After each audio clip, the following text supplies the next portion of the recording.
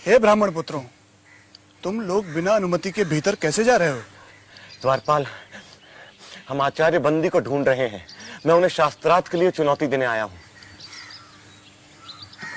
ब्राह्मण पुत्रों, तुम दोनों अभी बालक हो। आचार्य बंदी को चुनौती देने के बजाय किसी आचार्य के आश्रम में जाकर शिक्षा ग्रहण करो। हे द्वारपाल, आग की एक छोटी सी चिंगारी भी पूरे जंगल को जलाकर खाक कर सकती है। बाल पकने से कोई ज्ञानी नहीं हो जाता, ना ही धनायु और कुलीन होने से कोई बड़ा।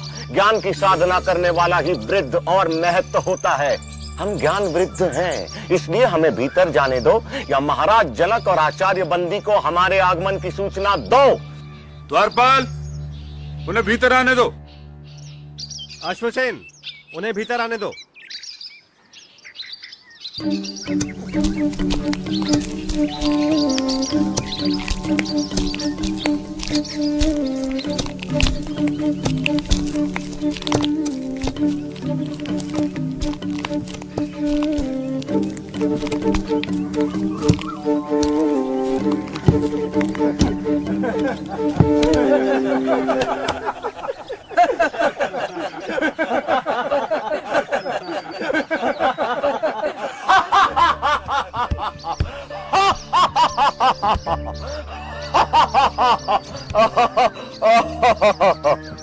ब्राह्मण देवता, आप सभा को देखकर इस तरह क्यों हंस रहे हैं?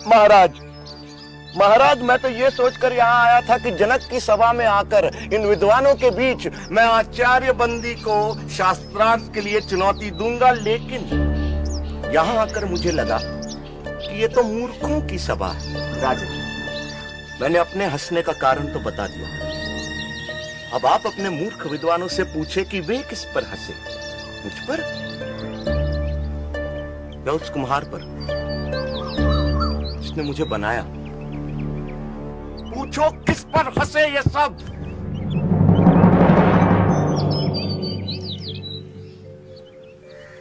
ब्राह्मण कुमार, मुझे और मेरे दरबारियों को इस अज्ञान के लिए क्षमा करें, पर मेरा निवेदन है कि अभी आप आचार्य बंदी से शास्त्रार्थ करने के लिए वयस्क नहीं हुए हैं। आचार्य बंदी से शास्त्रार्थ करना कठिन है।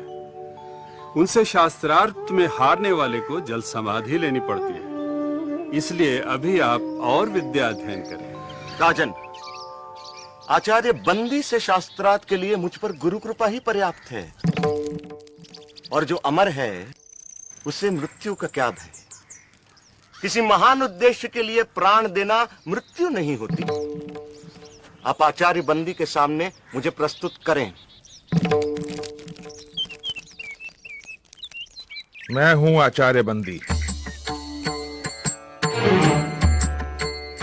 मैं तुमसे शास्त्रार्थ करने के लिए तैयार हूं, पर क्या तुम्हें मेरी शर्त स्वीकार है?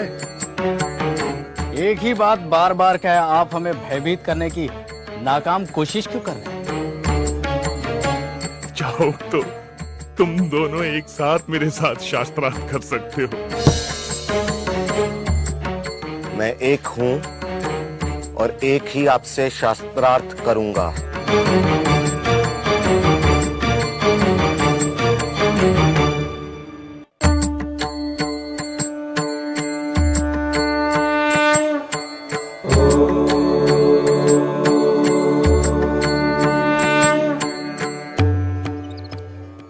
प्रपंच क्या है?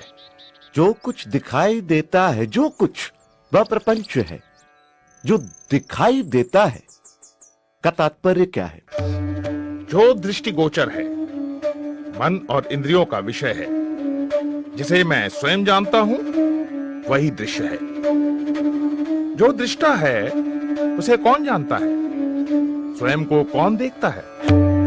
उस स्वयं, उस आत्म को देखने के लिए किसी की सहायता की जरूरत नहीं पड़ती। जैसे सूर्य को प्रकाश के लिए दिए की जरूरत नहीं पड़ती, वह स्वयं प्रकाशमान है। यह संसार कहां से और कैसे आया? यह सृष्टि उससे और सिर्फ उससे आई।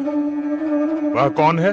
वह ब्रह्म है, वह ईश्वर है। वही अपनी माया से इस संसार को रचता है। वह ही रचनाकार, पालक और इस जगत का संहारक है।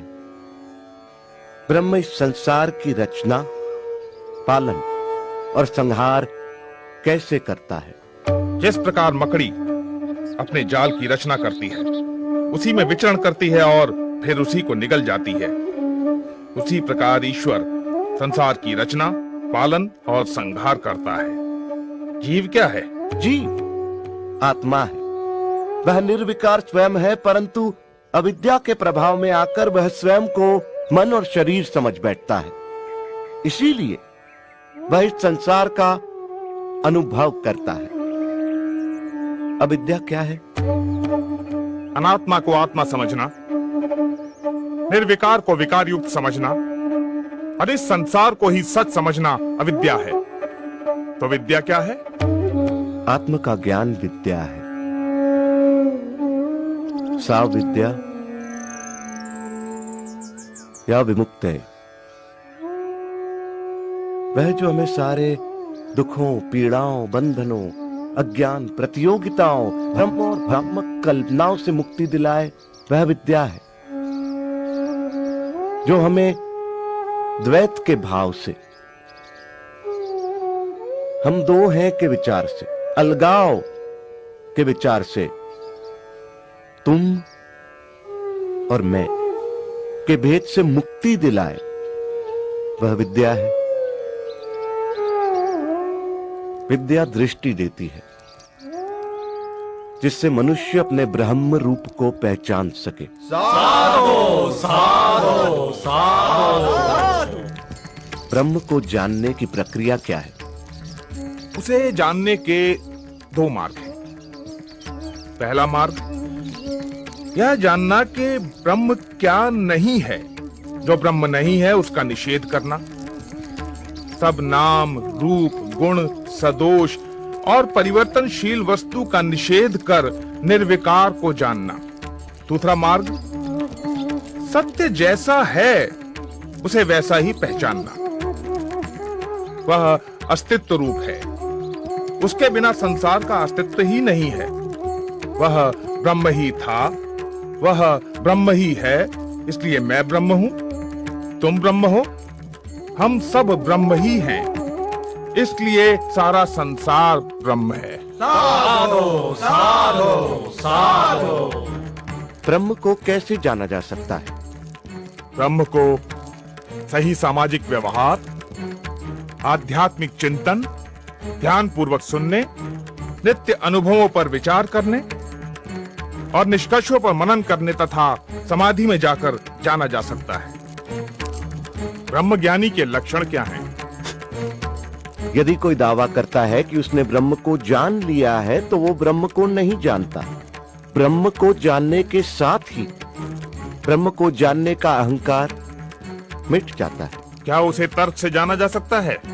नहीं, परंतु तर्क सहायक हो सकता है। क्या उसे प्रार्थना और भक्ति से जाना जा सकता है? नहीं, किंतु प्रार्थना और भक्ति सहायक हो सकती है।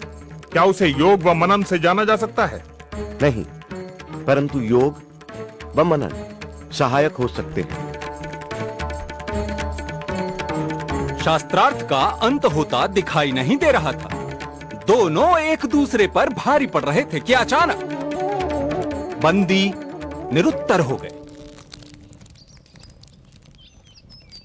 आचार्य, उत्तर दें। आचार्य, उत्तर दें। अष्टावक्र की जय। अष्टावक्र की जय।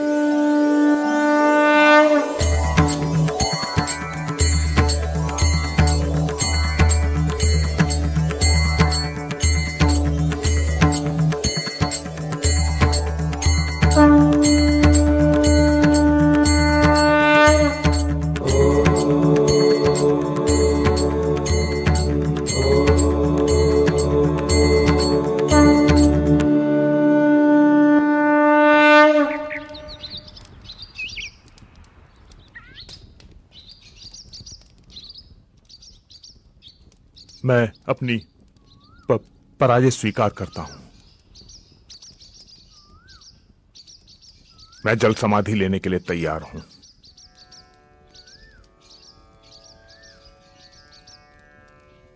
मैं आपको जल समाधि देने नहीं आया हूं आचार्य बंदी।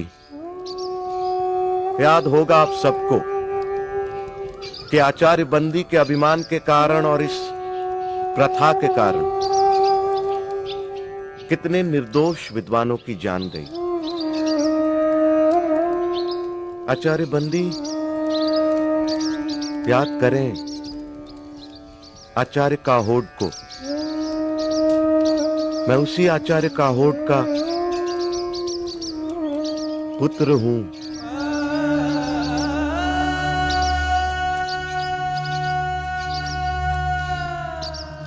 आज मैं विजयी हूं, आप पराजित। मैं चाहूं तो आपको जल समाधि दे सकता हूं, परंतु मैं ऐसा नहीं करूंगा आचार्य बंदी। क्षमा ही मेरा प्रतिशोध है। मैं आपको क्षमा करता हूं आचार्य बंदी।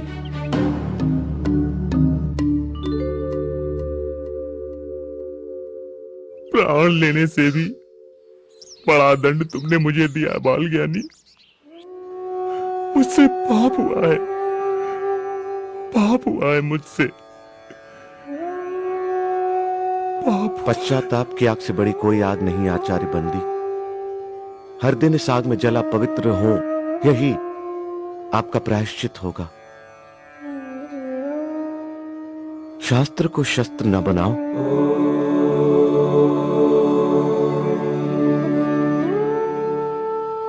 महाराज, शास्त्र जीवन का विकास करते हैं, शस्त्र जीवन का विनाश। जितना पुराना है हिमालय, जितनी पुरानी है गंगा, उतना ही पुराना है ये सत्य। हिंसा से कभी किसी ने किसी को नहीं जीता।